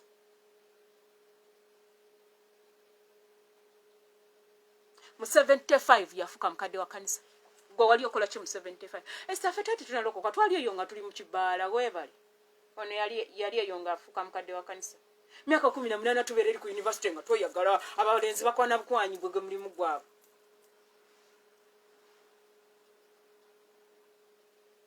Wano nga already alina abaana bana. Wano nali mu S5. Happy birthday to my father. Good. Tatange musajja handsome. Nawe wo handsome. Iye, omanya kifuula omusajja handsome ompisa. Mukwane kifuula omusajja handsome si wallet. Mwabisoma bubi. Banji muina sente naye you wish you did not even give birth to children of that man. Ekikufuula handsome, yes. Eyo point abonogiyiga ebisigadde ojja kuba nabyo. This is handsome.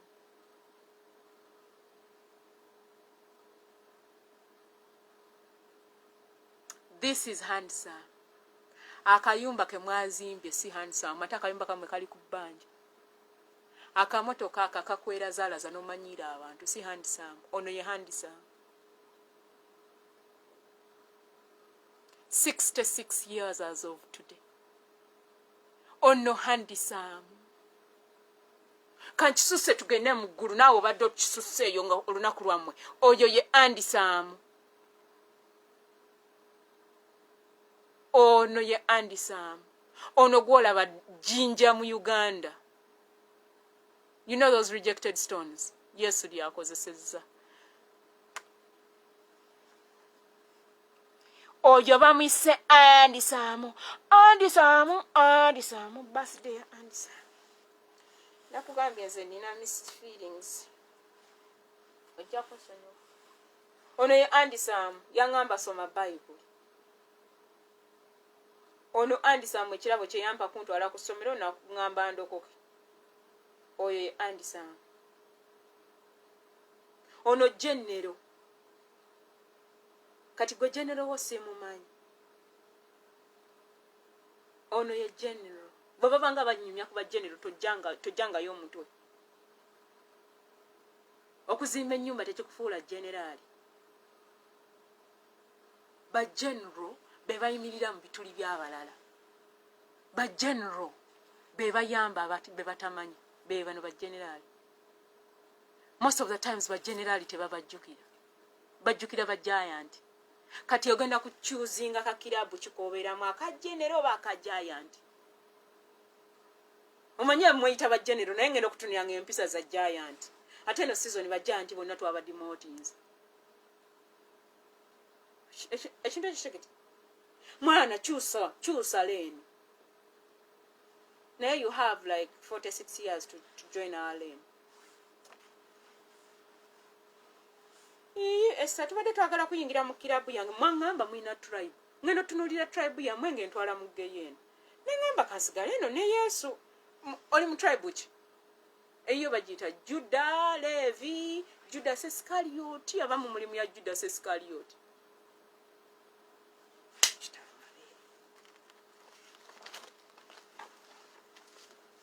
Ono abaana bamwe abasajja abanene mu ggwanga n'abakyala. Ono yaba training n'abaana baabwe.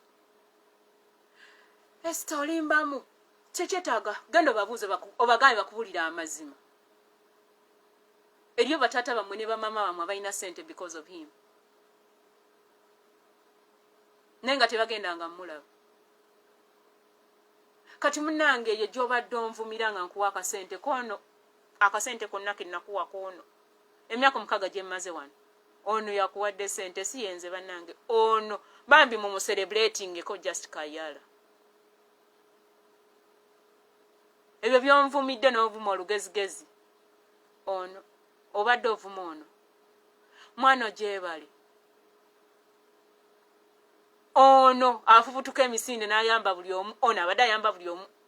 Emyaka 5 gye mmaze mu America. Ono si yenze nze sibisobola nze ogwo omutima sigulina ono.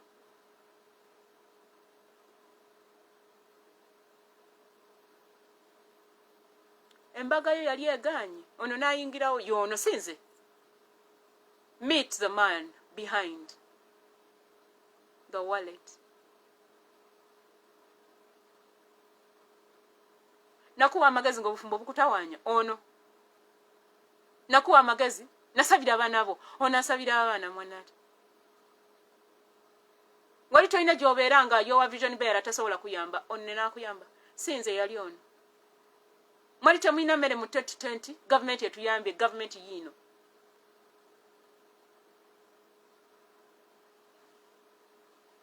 Wali toyina mulimu nenkuconnectinga kati oli wakatawaana ono sinze. Kati okola ne gavumenti ono. Amafuta gava ku kirevu kya looni ne gakkirira. Wali toyina mulimu nenkukubira paasi ono. Ekifo kyali kyange nenkikuwa ono. Olina PhD ono. Kati oli mufumbo ina n'abaana ono.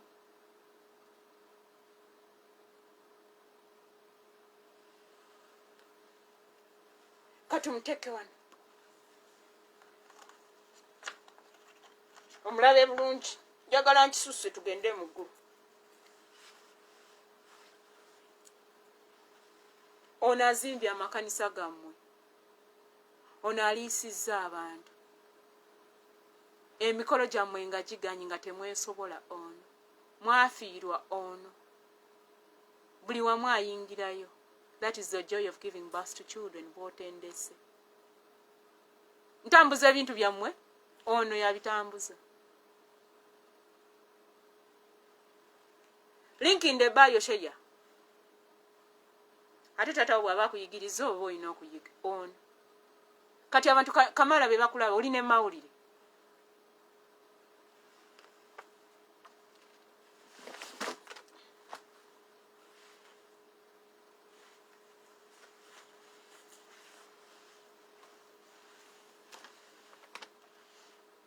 Anti abaana representing abakadde baffe. Oyo. He has represented his father Mbitiibwa.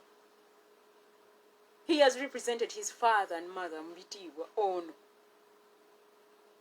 tomuzanyirangako.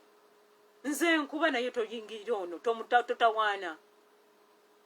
Ono ayambye abantu tobamanyi. Bwe yalokoka yagenda kukolera Yesu. Mwe abakolera abantu. Mwe banene mu ggwanga. Ono omutono. Akolera Yesu.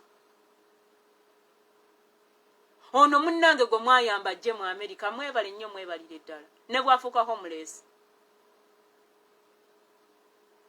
Ono gwe mwali mwagala wase batabani bammwe. Olwa green card. Mujebale.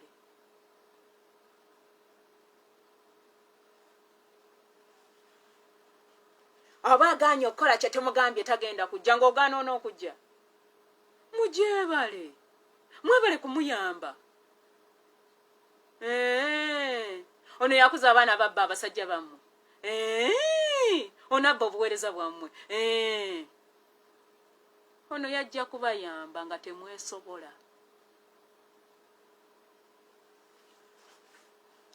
Bw'obanga olinyirira omwana w'omuntu yenna buuza ani taata we. Ono Kibuli alina sciences because of him. Watoto is flying because of him. Miracle Center Cathedral. Buli eyalinnye e Kabowa. You made an encounter with a power. Kabowa started in 76. 75 yali mukadde wa kanisa. He was part of the team. Eyakabi. Erina love. On. All I know is love. Ebirala nze sibimanyi. 18 years sick. Nga batambudde nabo. Very few have remembered. Naye n'asigala ng'abaagala yanjigiriza. One time mama yamugamba omwana ng'omutambuza nnyo. Abo abatajja tulaba. Tata did not answer. He continued to take me around to see all his family members. One time I went to see the professor's wife, Lydia Mugambye Machindi, and she cried. Nangamba nze ani agenda okunnambula, tefe yali annambula naye yalwadde. If you know you're related to professor's wife, Lydia Mugambye, this is the day the Lord has made. You go and visit her when you still have the time. That is the love I know from the house of the late Nachimera Luwama, Solome. The shoes I wear. Don't give me excuses. I don't want to hear them. She's your auntie? Go. She's your mother? Go. She's your grandmother? Go. Don't ask for permission from anyone. Go see Lydia Zawedde Mugambye, Machindi.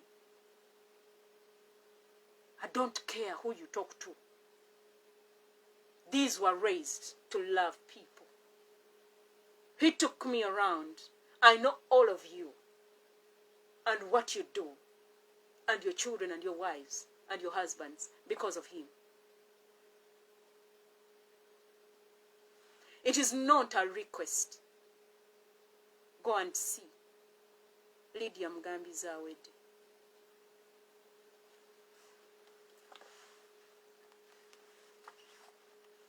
I wrote something and I told you when family learns to work together and it's not about a party, Jesus is going to come down straight and sort our problems. I'm tired of seeing happy people at functions. When someone dies, you get to see family. When there is a wedding, you get to see family. What happened to visiting and saying hello? Calling and say hello. In 2018, the Lord sent someone. Nangamba unyabo, because I decided to cut off everything and everyone. Nangamba nebwonoduka, you're the only one with the key for the house of Luwama. and nakimera. Ne mugamba sijja. Nangamba ojja kujja, ne mugamba I will not. Because I know where I stand with them. They were hypocrites to show me that they love me. Nangamba ojja genda. Serika. When Martin got married on the 1st of December, nali sirina choice naye okwennyula. Lwaki Kiyingi Dennis sent me a picture at Martin's introduction when I know nothing. Nenswala nali mu kitanda lwali lwa mukaaga, nenswala nzekka. Nennyula nzekka. And I reconnected with my family.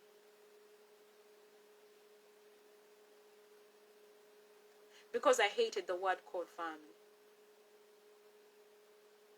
When 2020 came, I hated the word called church. I hated the so-called servants of God.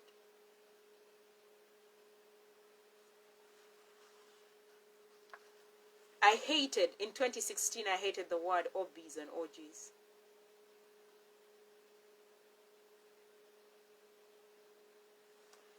But because I was raised by power, I remembered, I used my memory. Because he carries genuine love, the love of Jesus.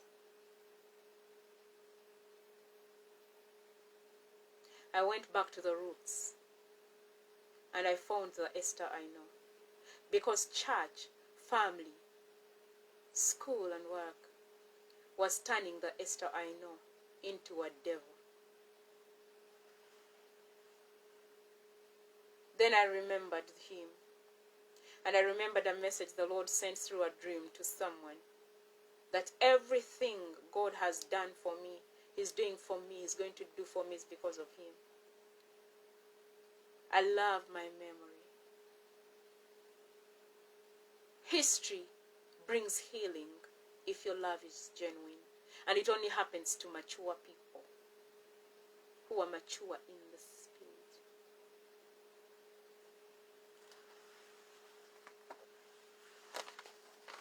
You're struggling with forgiveness? Use your memories. Talk to the Lord.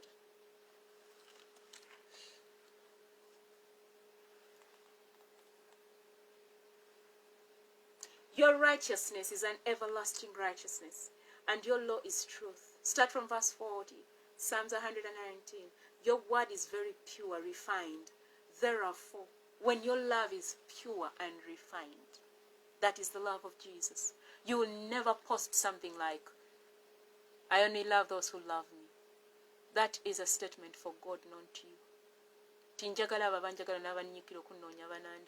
You're not God. Don't you ever use that statement again. Don't wait for people to love you. They will not, because they don't know how to do it. This is the day the Lord has made, and you grow. And you mature. Stop living a life of tribe. Live a life of tribes. Those are the leaders I'm talking to right now. Those who are raising and training leaders. I'm not talking about bosses. I'm not talking about celebrities. I'm not talking about motivational speakers who don't do what they talk about. I don't work with those who live a life of a lie. In the camera, it's a lie. In reality, it is trouble. I don't talk to people who have the devil. I told you this season I'm taking the battle to the devil's camp. So if you're seated in the devil's camp, make sure I don't find you. I am small and despised, but I do not forget your precepts. Your word is very pure, refined. Therefore, your servant loves it. I am small and despised, but I do not forget your precepts. Your righteousness is an everlasting righteousness, and your law is truth. Trouble and anguish have found me, yet your commandments are my delight and my joy. Your righteousness, your righteous testimonies are everlasting. Give me understanding, the ability to learn, and a teachable heart, that I may live. Men and women who don't want to be taught by others, your numbers are limited.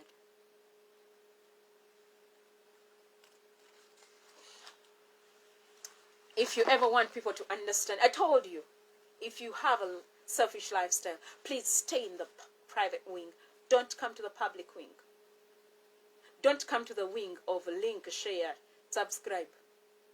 If you cannot reciprocate it, stay in your private wing. We love you either way. Don't come to the public wing. You're going to meet people like me in the public wing. I don't need to go back and study entrepreneurship to be an entrepreneur. That is not my portion. I am a born entrepreneur. I don't need to first get married to know how to treat a man, to know how to treat children, to know how to treat my in-law. I don't have in-laws. Mine are in-love.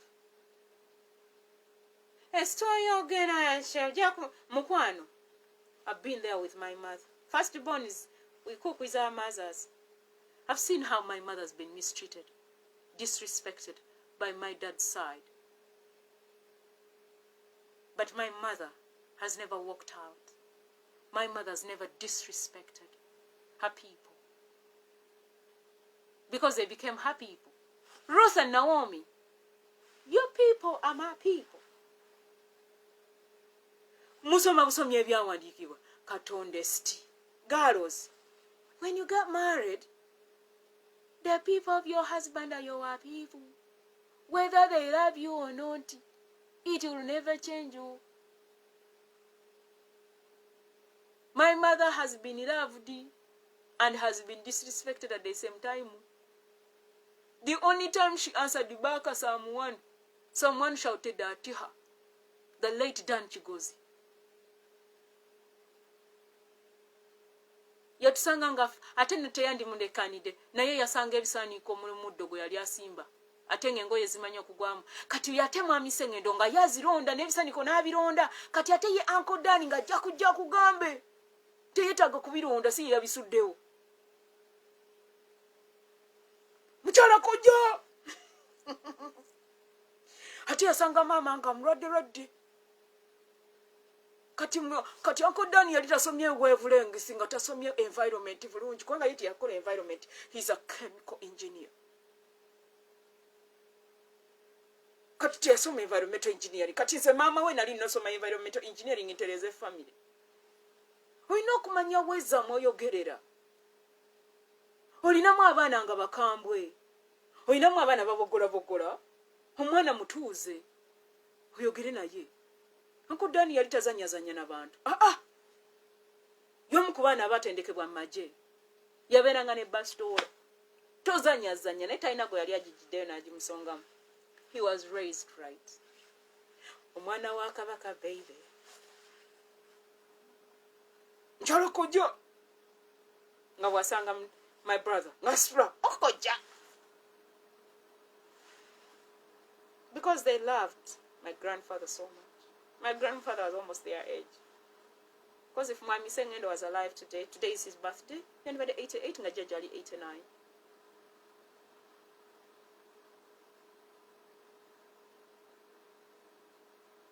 Between Uncle Dan and the late Solomon Sengendo and the late engineer Dan Chigozi, mubana ba Nachimera Boka, ng'ogyeko abamwami obwama, waliwo Lydia Jesse. There are two people. But the last born of Nachimera is 70. So Uncle Dan singa abadde mulamu yandibadde 72 or 73. That is his range.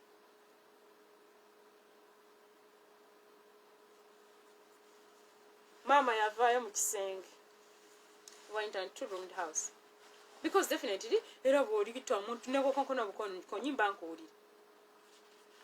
N'amugamba, toddangamu okundeekaanira.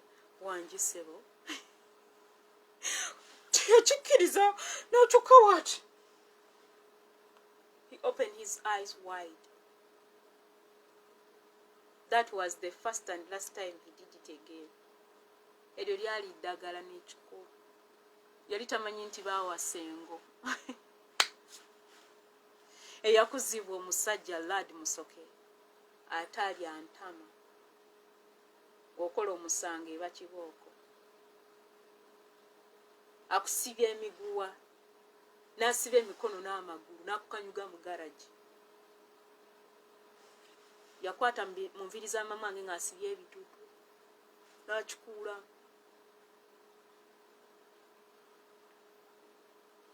Ebyokusabira mwana muyina bingi. Ofumbirwa omuwala nga tomanyi gy'ava ajja kukuba. Ate mwava mu tebaabakuza. Ajja kukuba eŋŋuumi, omukazi ajja kukuba eŋŋuumi ggwe. Naye mama wange yali yalokoka, engo bagiteekamu Yesu n'ebeera suppressed. There is no single day she shouted at my dad. My mom nga bw'anyiiga to suppress her anger ng'akaaba. Nga bw'ondaba. Nga yeekweka ng'akaaba. Because bw'amala n'aleka engo n'evaayo bw'eti. Abengo balaba edduka bakuba embwa luli. Engo n'emala efubutuka bw'eti n'ogireka n'efubutuka bw'eti. Buuza musumba Ssekisaka yagitegeera. Gwe tobimanyi. Kati gwe bino nnyumya biboozi. Gwe genda obuuze musumba Kintu engo agitegeera bulungi. Kati gwe by'ennyumya tobitegeera. Gwe buuza Pawulo Kalyango oba Nannunu oba Namwanje. Banoonye banakyejwe. Banoonye. Oyina omukyala yina kyejwe? Solomon Semakula ndabira mmanga awo wammanga. Karo nakyejwe. Semakula. N'ogatta olugave n'engo ng'okola mixture. Semakula jjajange. Nakyejwe emmange. Kega nesigala nga kyakatawi. Kitikiti. Era ku mbaga yaabwe nali very smart. Nekola emirimu. Naye kweyo embaga baali banziiga. Bandigenza okudda nga mukolo guwedde nga bukedde gamba omwana yafiiridde ku mukolo Munyonyo yamusanze afiiridde mu mmotoka. Tulaba kutambula naye tulina akazibu kabe. Nze kambayambe zina gyambakolera. Njagala otambule n'abantu obategeere ate obaagale obayambe. Most of you muli mu kirabu ne bannammwe bafa silently. Kubanga bakugamba ekizibu kye nga mukitambuza mukassaako bwe muti. Instead of praying for one another. Kati ate eriyo bano basigambwako. Bo tebagambwako period. Lwaki ng'omugambako ngaani ye mufumbo yayina abaana. Kati omugambako ngaani. Okitegedde gwe Esther ni gw'obuulirira. Baŋŋamba eyo n'entunula bwenti ne ŋŋamba mukwano nga nnina pawa kubuulirira. Mukwano tatawo teyawasa maama wo. Tatawo yalekawo maama wo n'akuwulira n'aweta neekuliza abaana be. Ekigambo kye bayita tata tokimanyi. Okitegedde njagala okuza abaana bo kati gwe bw'oba tewakula ne taata tewakula ne maama. Mukwano yessaawa obere maama obere tata mu nju. Put your bazita shenanigans on the side. Put your selfishness on the side and raise your children right. Bye wamisinga abaana bo babeere nabyo. Mukwano nze sikugambangako kugenda kukola ndagaano nga tobuuzizza Mukama n'ogenda n'omusajja ataliwo tebinkwatako. You're already inside, you're not getting out. Esther omusajja ayagala kunzita. Lwaki wagenda ne Madala? Ati mwagala nnyo ebinene. Esther omusajja ayina emmotoka. Oli musiru. Eggulo nakugambe gy'ofune ku wisdom. Esther myaka gya kufumbirwa biological clock etiikinge nga bw'ogumeeyo mu bufumbo obukukaabya amaziga guma. Bw'oyingira nga mu bufumbo, understand the man. Nammwe abasajja understand the women. Naye abakyala mwefuula abalema mwafuuka vulnerable. Tujja batwala mu Solome eri ku Kyambogo University. Nina gwe nabuuza ne mugamba bannange sigaanye. Naye girls, you consented. n'otandika okwebaka n'omusajja nga talina kuwasa, yensobi gye wasooka okukola.